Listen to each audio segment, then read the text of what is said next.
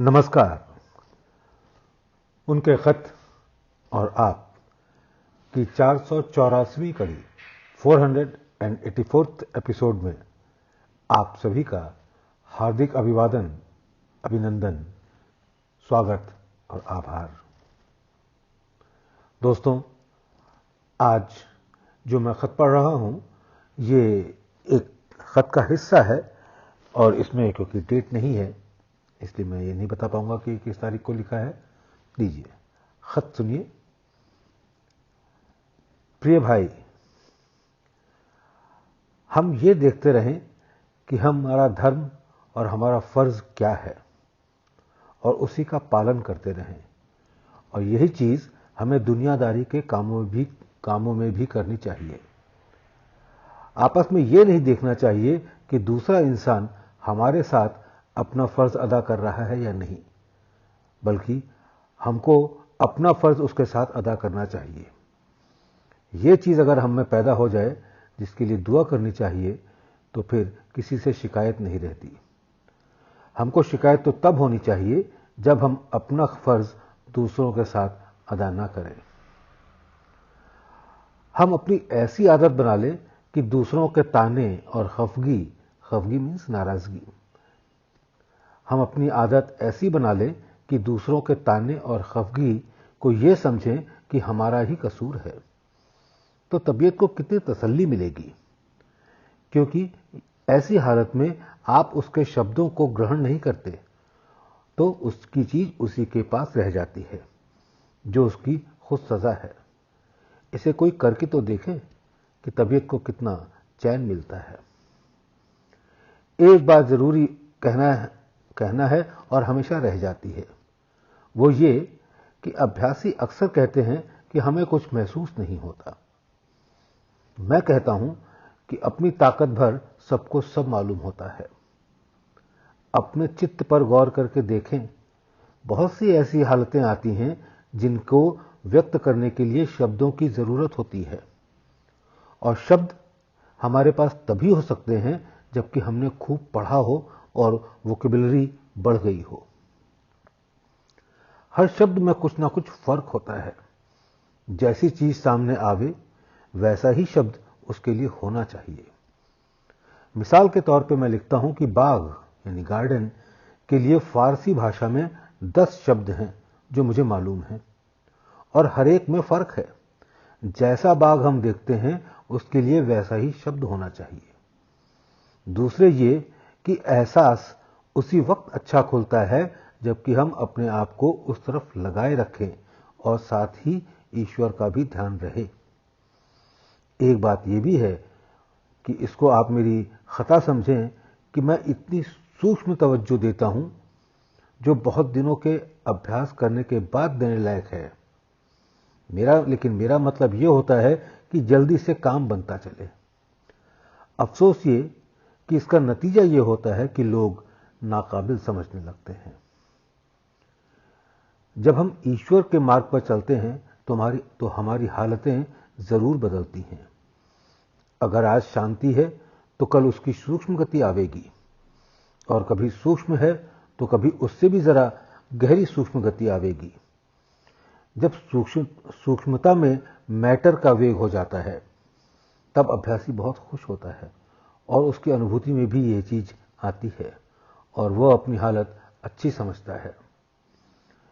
जब ज्यादा सूक्ष्म हालत होती है तो समझ में नहीं आती, तो वो समझ लेते हैं कि हमारा सिखाने वाला मदद नहीं कर रहा है, हालांकि इस गति में ही आना है। हैरत होती है कि हलवा खिलाने से लोग नाखुश हैं और चने चबाने से खुश। सहज मार्ग की तालीम में मैंने अक्सर कहा है कि मैं असल रूप देने से मजबूर हूं, इसलिए कि उसमें अशांति की अधिकता रहेगी, क्योंकि गड़े दबे संस्कार सबको सतह पर खींच लाना होगा, और ऐसी हालत में लोग कहेंगे कि इससे तो हम बिना पूजा के ही अच्छे थे। अब 100 बात की एक ये बात कि अभ्यासी शांति की खोज में रहते हैं, ईश्वर की खोज में नहीं रहते, इसलिए उन्हें शिकायत होती है। ये क्यों है? अपनापन और अपने को खुश रखने के लिए स्वार्थ सामने रहता है। और उतनी देर तक ईश्वर से अलग अलग। किसी ने क्या अच्छा कहा है, जब हम थे तब गुरु नहीं, अब गुरु है हम ना ही, प्रेम गली अति सांकरी, या में दो न समाए। एक काम की बात मैं और लिखता हूं, मैं लय अवस्था या ब्रह्मलीनता पुकार पुकार के कहता हूं कि प्राप्त करो, मगर भाई मेरा बस कुछ नहीं चलता, इसलिए कि अभ्यासियों को बहुत सी बातें ब्रह्म विद्या के संबंध में सोचने का समय मिलता है। जब इन बातों को आपने समय दे दिया तो विचारधारा उस तरफ उतरी हुई है, और वह जोर जो ईश्वर की तरफ लगाना चाहिए था उसमें कमी पड़ गई, और अभ्यास द्वारा जो शक्ति आपने प्राप्त की थी वह आपने सोचने और समझने में लगा दी। अब सिखाने वाला हर तरह से दोषी है, मगर अभ्यासी किसी तरह से दोषी नहीं, क्योंकि वो तो ये चाहता है कि हकीम अपनी नब्ज खुद देखे और खुद दवा खाए और फायदा बीमार को हो।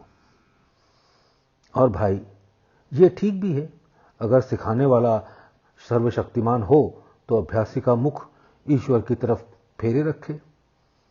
मगर इसके लिए मुझे यह कहना पड़ता है कि श्री कृष्ण भगवान ने दुर्योधन को बहुत समझाया, लेकिन उसने कहा कि ये सब बातें अच्छी हैं मगर मेरी तबीयत नहीं मानती। आखिर को श्री कृष्ण भगवान को मार काट करानी ही पड़ी। तो हर व्यक्ति की तबीयत कैसे बदली जा सकती है जबकि उसके संस्कार उसको बुरा समय दिखाने के लिए उतर चुके हों।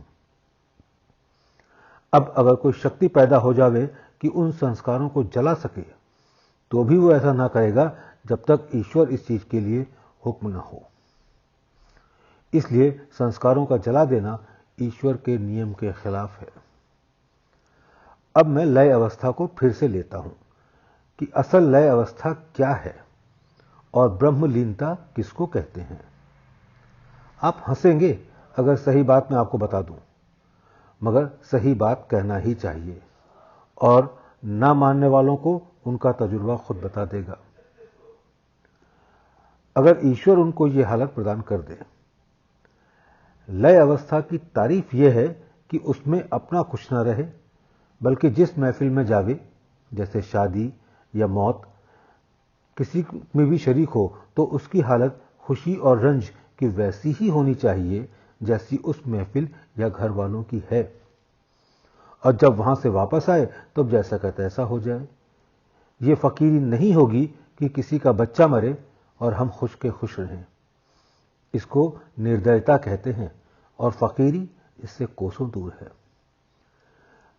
कभी इन बातों पर गौर करके तो देखो, तब पता चलेगा मैं कहां तक ठीक हूं। यह जरूर है कि अगर किसी से कोई बुरी बात हो जाती है तो मैं अधीनताई के रूप में यही मान लेता हूं कि मेरी कमजोरी है। मगर जरा ठंडी तबीयत से सोचो तो भाई, कि क्या अभ्यासी का यह धर्म और फर्ज नहीं कि वो अपने कैरेक्टर को ऊंचा बनावे। हमारे गुरु महाराज पुकार पुकार के कहते थे कि कैरेक्टर बनाना, सदाचार संभालना अभ्यासी का फर्ज है, और इसकी जिम्मेदारी पूरी की पूरी अभ्यासी पर ही है। बहुत बहुत धन्यवाद।